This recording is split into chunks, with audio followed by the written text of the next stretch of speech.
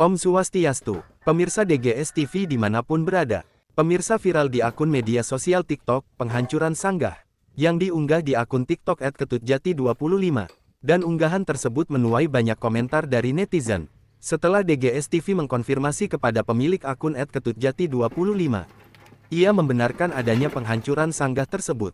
Dan itu adalah sanggahnya sendiri, yang memang mau diganti dengan yang lebih bagus. Namun banyak netizen yang salah paham. Lokasi sanggah tersebut berada di Desa Bali Dharmakerti, Sri Menanti Kecamatan Air Hitam, Lampung Barat.